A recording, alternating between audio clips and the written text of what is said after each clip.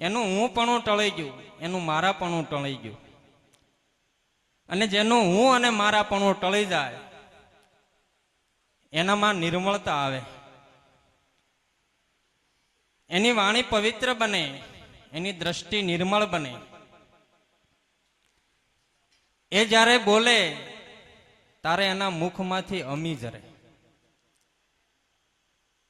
પણ ભક્તિના મૂળમાં રહેણી રેલી છે.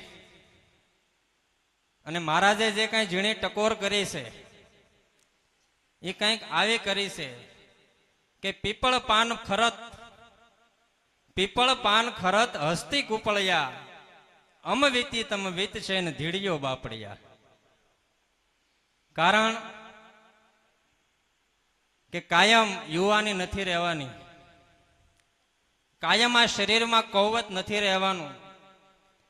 એક દિવસ બધાને ગઢ પણ આવશે. મહારાજનો કંઈક કહેવાનો ભાવાર્થ આવો હતો. અને આ આપણું ભજનનું મૂળ છે, મૂળ પદાર્થ છે. કારણ કે ભજન છે, ભક્તિ છે, પણ જો રહેણી નહીં હોય તો ભજન અને ભક્તિ નકામી છે. આજે ગુરુ પૂર્ણિમાનો દિવસ, ગુરુના ગુણ ગાવાનો દિવસ. કારણ કે ગુરુ છે એ પૂર્ણ માં સ્વરૂપ છે. આપણને ખોળામાં બેસાડી અને જન્મ આપ્યો છે. 84 લાખ યોનિમાં જન્મ દેનારી અનેક માતા મળશે. 84 લાખ યોનિમાં જન્મ દેનારી અનેક માતા મળશે. હું તો ત્યાં સુધી કહું છું કે આ મનુષ્ય દેહે જન્મ દેનારી માતા મળશે, પણ આ 84 યોનિના ચક્રમાંથી વારંવાર જન્મનો અને મરણનો ફેરો મટાડનાર આ એક જ માતા મળશે. કારણ કે સદગુરુ માં એવી છે કે એમણે જેમ છે તેમ જથારથ આ વસનનો મહિમા સમજાયો અને હકીકત મનુષ્ય દેહનો મર્મ સમજાયો. તું શું કરવા આવ્યો છો, તારે શું કરવાનું છે અને શા માટે ત્યાં મનુષ્ય દેહ ધારણ કર્યો, એનો મર્મ આપણને સદગુરુએ સમજાયો.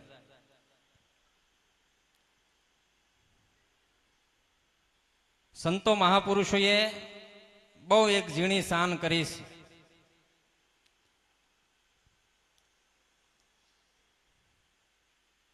કે સંતોના અનુભવ રૂપી પ્રગટ થયેલા શબ્દો એક માતાને પુત્રને જે જન્મ દેવાની પ્રસૂતિ વખતે જે પીડા થાય છે ને, આટલી પીડા સંતોને થતી હોય છે. જ્યારે એ માતાના કુળમાં એ પુત્ર કપૂત પાકે તો માતાને ખૂબ દુઃખ થાય.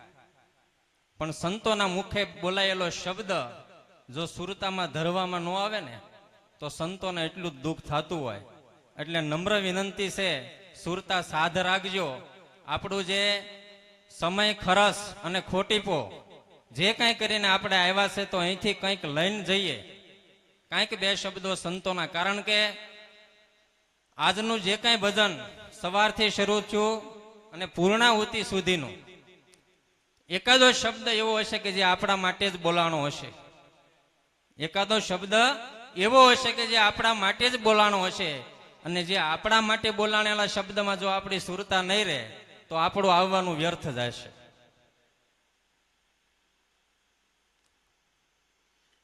તો સંતો મહાપુરુષોએ આજે ગુરુ પૂર્ણિમાના દિવસે, ગુરુ છે એક પૂર્ણ માં છે, અને આપણને જીવનનો જેમ છે તેમ મર્મ સમજાયો, ભક્તિ પદાર્થ સમજાયો.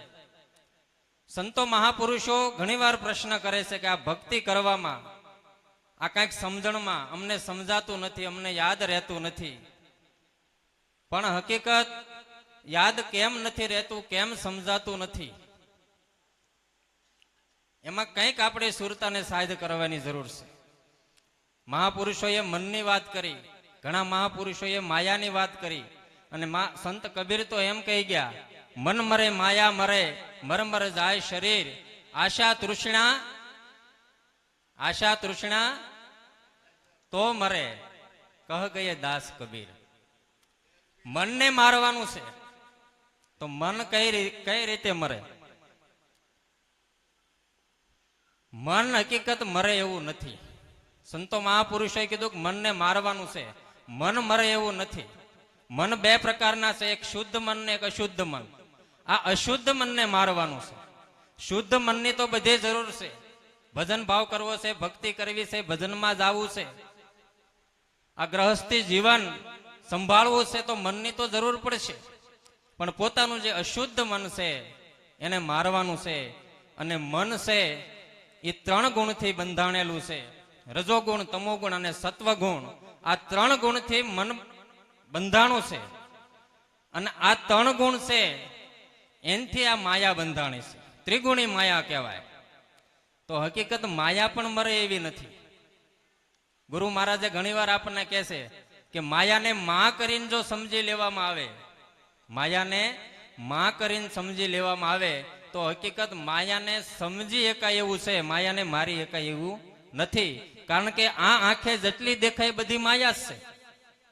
આ શરીર પણ એક માયા છે. તો આ બધાને મારી એકવાનું શક્ય નથી. પણ જેણે માયાને સમજી લીધી છે, જેણે માયાને સમજી લીધી છે, એણે માયાને જીતી લીધી છે. તો આ માયા છે. ઘણા એમ કે છે કે માયા લાગી, તો માયા હકીકત લાગતી નથી. માયાનો મોહ લાગે છે. આ શરીરનો જ્યારે માયા અને મોહમાં ફરક છે. માયા અને મોહમાં ફરક છે. માયા સર્વવ્યાપક છે, બધે દેખાય છે, પણ બધાનો આપણને મોહ લાગતો નથી. મોહ તો અમુકમાં જ લાગે છે. તો આ મન છે એ શબ્દ અને સુરતા વચ્ચે બાધક બને છે ભજન કરવામાં. જેને ખેતરપાળ પણ કીધો છે. લગ્ન વખતે જ્યારે ફેરાની શરૂઆત થાય ત્યારે ખેતરપાળને પગ અડાડે છે. આ મન છે એ ખેતરપાળ છે. તો આ મનને જે હટાવવું છે એના માટે સંતો મહાપુરુષો શું કરવાનું કહે છે? સંતો તો એમ કહે છે કે ભાઈ તમારી સુરતા શબ્દમાં જ રાખો. ગુરુ મહારાજે જે નામ સ્મરણ કરાવ્યું છે, જે નામ આપ્યું છે, જે પોતાને નામ ઓળખાવ્યું છે, અને એમાંથી જે નામ નક્કી થયું છે, એ નામની યાદી પલે પલ જેને રે એની સુરતા હકીકત સાજ છે અને શબ્દમાં છે. પણ આ વચ્ચે મન કૂદકો મારે તો આ મનને બાંધવું હોય તો કેમ બંધાય? મન છે એક હાથીનું સ્વરૂપ છે.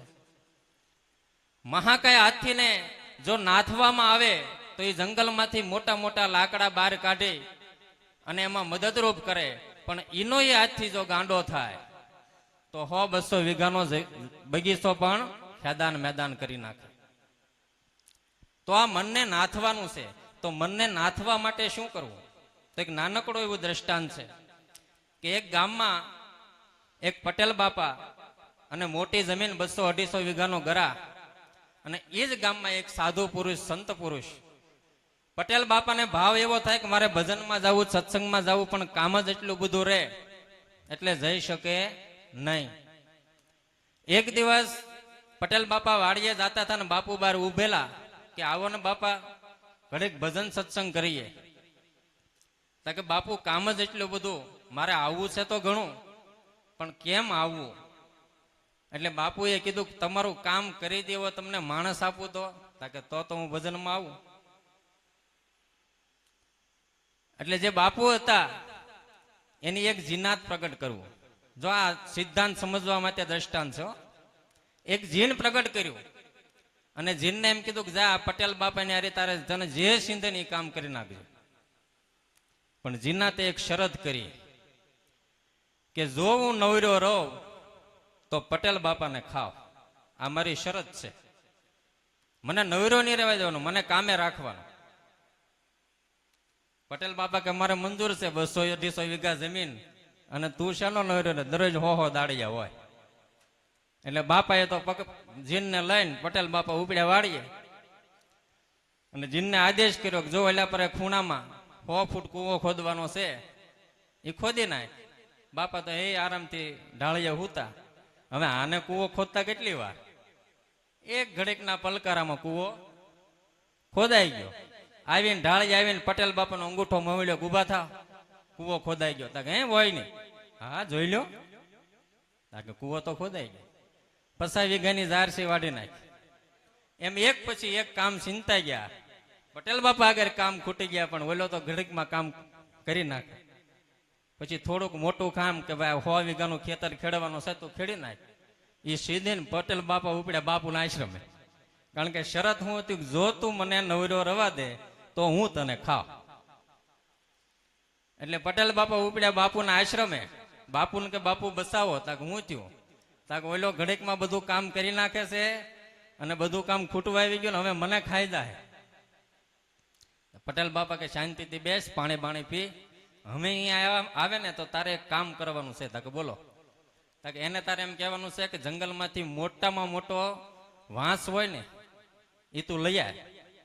પછી તાકે એને એમ તારી વાડીમાં જગ્યા બતાડીને ત્યાં ખોડવાનું છે. તાકે વાંધો નહીં.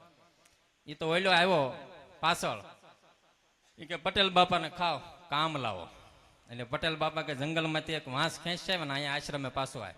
એ પાછો વાંસ ખેંચીને આશ્રમ આવ્યો અને એને પટેલ બાપા લઈ અને વાડીએ ગયા. વાડીની વસો વશ એ વાંસ ખૂતાડી દીધો અને આદેશ કર્યો કાંઈ ખૂતાડી દે. તાકે હવે જ્યાં સુધી તને બીજું કામ ન સીધું ત્યાં સુધી સડી ઉતર કહે. આ જીન બીજું કોઈ નથી ભાઈ, પોતાનું મન છે. મનની કલ્પના સેકન્ડમાં કૂવો ખોદી નાખે, સેકન્ડમાં 50 વીઘાની જુવાર વાટી નાખે, સેકન્ડમાં ખેતર ખેડી નાખે. જો તમે આને વાહડે સડબ ઉતર રાખો, આને નવર્યું ન રવા દો. જો નવર્યું રવા દો મને તો એ પોતાને જ ખાય.